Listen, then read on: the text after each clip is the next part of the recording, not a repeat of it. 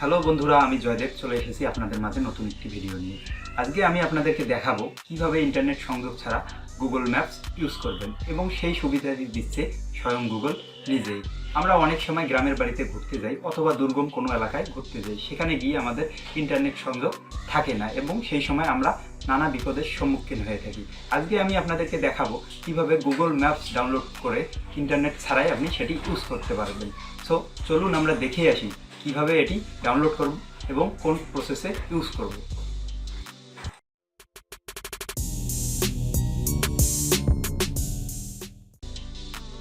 প্রথমে আমরা চলে যাব গুগল ম্যাপসে। এখন আমাদের মাঝে গুগল ম্যাপসটি ওপেন হয়েছে। আমি থাকি রংপুর শহরে। আমাকে বিভিন্ন কাজের জন্য রংপুরের বিভিন্ন স্থানে যেতে হয়, সেক্ষেত্রে আগে আমি রংপুরটাকে সিলেক্ট করে নেব। আপনারা যদি চান পুরো পৃথিবীটাকে সেভ করে রাখবেন, সেক্ষেত্রে আপনারা পুরো পৃথিবীটাকে সেভ করে রাখতে পারেন, সেজন্য আপনার মেমোরির অনেকটা স্থান, সো এটি না করাই ভালো। তারপর আমরা উপরের আইকনে ক্লিক করব। তারপর দেখতে পাচ্ছেন অফলাইন ম্যাপ, এইখানে ক্লিক করব। দেখেন আমার মাঝে অলরেডি একটি স্থান ডাউনলোড করে রাখা রয়েছে। আপনারা যদি চান কোনো নতুন স্থান ডাউনলোড করবেন, সেক্ষেত্রে সিলেক্ট ইওর ওন ম্যাপ এখানে ক্লিক করবেন।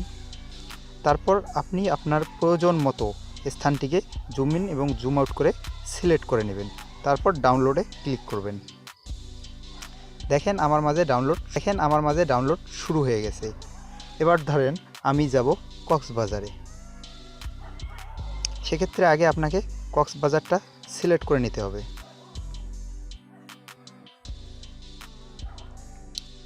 তারপর আবার আগের মতো আমরা উপরের আইকনে ক্লিক করব। Offline map, select your own map. তারপর আমরা জুম ইন এবং জুম আউট করে আমাদের নির্দিষ্ট স্থানটিকে সিলেক্ট করে নেব। তারপর ডাউনলোডে ক্লিক করব। দেখুন আমার আগের ম্যাপসটি কিন্তু ডাউনলোড হয়ে গেছে। সো চলুন আমরা দেখি আমাদের আগের ম্যাপসটি কিভাবে দেখা যায়। তার আগে আমাদের মোবাইলের ইন্টারনেট সংযোগটা অফ করে দিতে হবে। এই যে আমি আমার ওয়াইফাই সংযোগটা অফ করে দিলাম। এখন আগের ম্যাপসটা আমরা দেখি একটু। দেখেন আমরা রংপুরটাকে ডাউনলোড করে নিয়েছিলাম। সো রংপুরে যদি ক্লিক করি, দেখতে পাচ্ছেন যে আমরা ইন্টারনেট সংযোগ ছাড়াই জুম ইন এবং জুম আউট করে সম্পূর্ণ ফ্রেশ দেখতে পাচ্ছি। সো গাইস, আপনারা এইভাবে ডাউনলোড করে আপনাদের নির্দিষ্ট স্থানটিকে রাখতে পারেন।